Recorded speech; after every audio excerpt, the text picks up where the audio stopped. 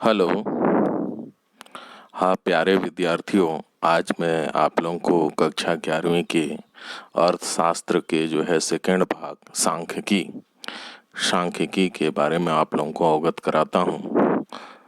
तो इस अध्याय को जो है पढ़ने के बाद आप इस योग्य होंगे कि पहला जो है अर्थव्यवस्था की विषय वस्तु के बारे में आप जान सकेंगे, और दूसरा जो है ये समझ सकेंगे कि अर्थशास्त्र उपभोग, उत्पादन, विनिमय, वितरण में आर्थिक क्रियाओं के अध्ययन से किस प्रकार संबंधित हैं। आगे यह भी जान पाएंगे कि उपभोग, उत्पादन तथा वितरण की व्याख्या में सांख्यिकी का ज्ञान कैसे सहायक हो सकता है। आर्थिक क्रियाओं की बेहतर समझ के लिए सांख्यिकी के प्रयोगों के बारे में सीख सकेंगे। तो आइए हम देखते हैं कि अर्थशास्त्र क्या है। तो विद्यालय की पूर्ववर्ती कक्षा में जो है आप अर्थशास्त्र विषय रहा होगा। आपको यह बताया गया होगा कि विषय मुख्यतः जो है अल्फ्रेड मार्शल आधुनिक अर्थशास्त्र के प्रवर्तक के द्वारा जो है कहे गए वाक्यांश जीवन के सामान्य कारोबार के संदर्भ में मनुष्य के अध्ययन से संबंधित है। आइए समझें कि इसका तात्पर्य क्या है। जब आप वस्तु खरीदते हैं ताकि आप अपनी व्यक्तिगत, अपनी परिवार की अथवा उन अन्य व्यक्तियों की आवश्यकताओं को संतुष्ट कर सके जिन्हें आप उपहार देना चाहते हैं, तब आप उपभोक्ता कहलाते हैं। तब आप क्या कहलाते हैं? उपभोक्ता कहलाते हैं। जब आप वस्तुओं को स्वयं के लाभ के लिए बेचते हैं, आप दुकानदार हो सकते हैं, तब आप जो हैं विक्रेता कहलाते हैं।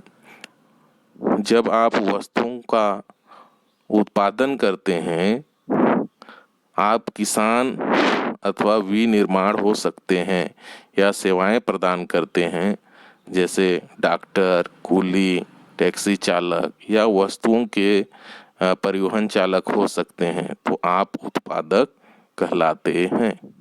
हाँ, आगे आप जो हैं देख रहे होंगे कि जब आप कोई नौकरी करते हैं अर्थात दूसरों के लिए कार्य करते हैं, जिसके लिए आपको पारिश्रमिक दिया जाता है, आपको किसी के काम पर रखा हो जो आपको मजदूरी या वेतन देता हो, तब आप जो है कर्मचारी कहलाते हैं।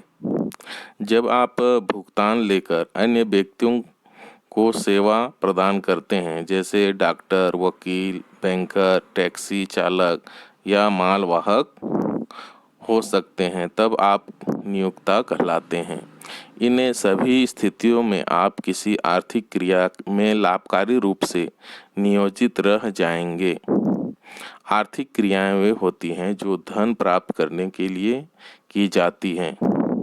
जीवन के आम कारोबार से अर्थशास्त्रों का यही तात्पर्य है। बिना दिए कुछ भी नहीं मिलता, बिना दिए कुछ भी नहीं मिलता। यदि आप अपने सभी अलादीन और उसके जादुई चिराग के बारे में सुना हो तो आप इस बात से सहमत होंगे कि अलादीन एक भाग्यशाली व्यक्ति था। वह जब भी और जो भी वस्तु चाहता था उसे अपनी जादुई चिराग को रगड़ना पड़ता था और तुरंत ही उसकी इच्छाओं को पूरा करने के लिए एक जिन प्रकट हो जाता था। जब वह रहने के लिए एक महल की इच्छा करता, तब जिन उसे क्षण उसके लिए महल बना देता था। तब जब उसने राजा की बेटी का हाथ मांगने के लिए उसके लिए बहुमूल्य उपहारों की मांग की, तो पलक झपकते ही वे उसे मिल गए। वास्तव में जीवन में जब अलादीन की तरह भाग्यशाली नहीं हो सकते, यद्यपि हमारी इच्छाएं उसी की तरह असीमित है, परंतु हमारे पास कोई जादुई चिराग नहीं है।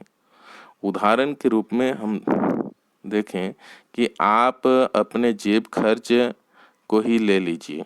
यदि आपके पास जेब खर्च अधिक होता तो आप लगभग अपनी सभी इच्छित वस्तुएं खरीद सकते थे, लेकिन चूंकि आपका जेब खर्च सीमित होता है, अतः आप उसी वस्तु को चुनते हैं जिन्हें आप सबसे ज़्यादा आवश्यक मानते हैं। यही अर्थशास्त्र का आधारभूत सबक है। ठीक है।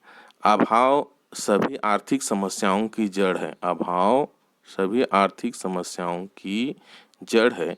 यदि अभाव ना होता तो कोई आर्थिक समस्या ही ना होती, तब आपको अर्थशास्त्र पढ़ने की आवश्यकता भी नहीं पड़ती। हम अपने दैनिक जीवन में विभिन्न प्रकार के अभावों का सामना करते हैं, जैसे रेलवे आरक्षण, खिड़कियों पर लगी लंबी कतारें, भीड़ भरी बसें, रेलगाड़ियां, अत्यंत आवश्यक वस्तुओं की कमी, कि किसी नई फिल्म को देखने के लिए टिकट की भारी भीड़ आदि सभी बातें अभाव को व्यक्त करती हैं। हम अभाव का सामना इसीलिए करते हैं क्योंकि जो वस्तुएं हमारी आवश्यकता की पूर्ति करती है उनकी उपलब्धता सीमित होती है। क्या आप अभाव के कुछ अन्य उदाहरणों की कल्पना कर सकते हैं? तो उत्पादकों के पास जो संसाधन होते हैं वो भी जो है सीमित होते हैं और साधन ही उनके वैकल्पिक प्रयोग भी होते हैं। आप भोजन का ही उदाहरण ले लीजिए, जिसे आप प्रतिदिन खाते हैं या आपके पोषण की ज़रूरतों को पूरा करता है। खेती के कार्यों में लगे हुए किसान देखिए, किसान को देख लीजिए, फसलें उगाते हैं, उनका उपभोग जो है भोजन उत्पादित होता है। उनसे आपका भोजन उत्पादित होता है। समय विशेष पर कृषि संसाधनों जैसे खेत को भूमि, श्रम, पानी, उर्वरक आदि की उपलब्धता निश्चित होती है।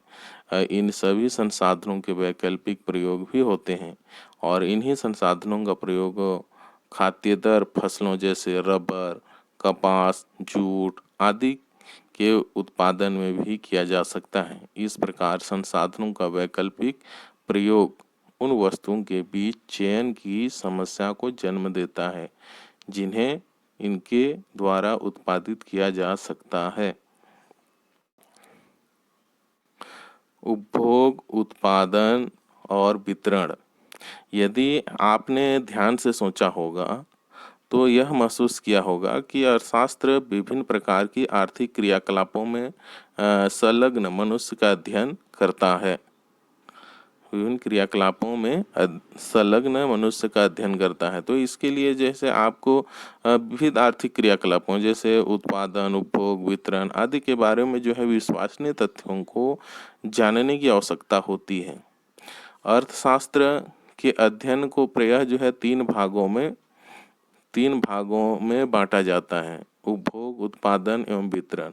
हम जानना चाहते हैं कि उपभोक्ता यह निर्णय कैसे करता है कि वह अपनी निश्चित आय और ज्ञात कीमतों वस्तु की को देखते हुए अनेक वैकल्पिक वस्तुओं में से किन वस्तुओं को खरीदे, या वह उपभोग का अध्ययन है। ठीक इसी प्रकार हम यह भी जानना चाहते हैं कि कोई उत्पादक जिसे अपने लागत और कीमतें ज्ञात हैं, तो इसका चयन कैसे करता है कि बाजार के लिए क्या उत्पादन करें, या उत्पादन का अध्ययन है। अंत में हम यह जानना चाहते हैं कि राष्ट्रीय आय या कुल आय जो देश में उत्पादन से प्राप्त होती है, जिसे सकल घरेलू उत्पाद कहते हैं, मजदूरी एवं वेतन, लाभ तथा ब्याज, अंतर्राष्ट्रीय व्यापार एवं निवेश से प्राप्त आय को छोड़कर को कैसे वितरित किया जाता है, यह जो है वितरण का अध्ययन है। तो अर्थशास्त्र के इन तीन जो परंपरागत विभाजनों को, जिनके तथ्यों के बारे में हम जानना चाहते हैं कि के साथ आधुनिक अर्थशास्त्र में देश की कुछ आधारभूत समस्याओं को भी विशेष अध्ययन के लिए सम्मिलित करना होगा। उदाहरण जो है, आप यह जानना चाहेंगे कि हमारे समाज के कुछ परिवारों के पास दूसरों की अपेक्षा अधिक आय अर्जित करने की क्षमता क्यों, और कितनी होती है? आप यह भी जानना चाहेंगे कि हमारे देश में कितने लोग वास्तविक रूप से गरीब हैं, कितने मध्यम वर्ग के हैं और कितने लोग अपेक्षाकृत धनी हैं आदि। आप यह भी जानना चाहेंगे कि ऐसे निरक्षर लोग कितने हैं जिन्हें नौकरी नहीं मिली है क्योंकि उसके लिए शिक्षा की आवश्यकता है। कितने लोग बहुत अधिक शिक्षित हैं जिन्हें अच्छी नौकरियों के अवसर प्राप्त होंगे आदि। दूसरे शब्दों में आप ऐसे तथ्यों की अधिकाधिक संख्यात्मक जानकारी प्राप्त करना चाहेंगे जिनसे समाज में गरीबी या असमानताओं के प्रश्नों का उत्तर मिल सके। यदि आप यह नहीं चाहते कि गरीबी और समाज में व्याप्त घोर विषमताएं जो है जारी रहें और समाज की कल्याण में बाधक हों।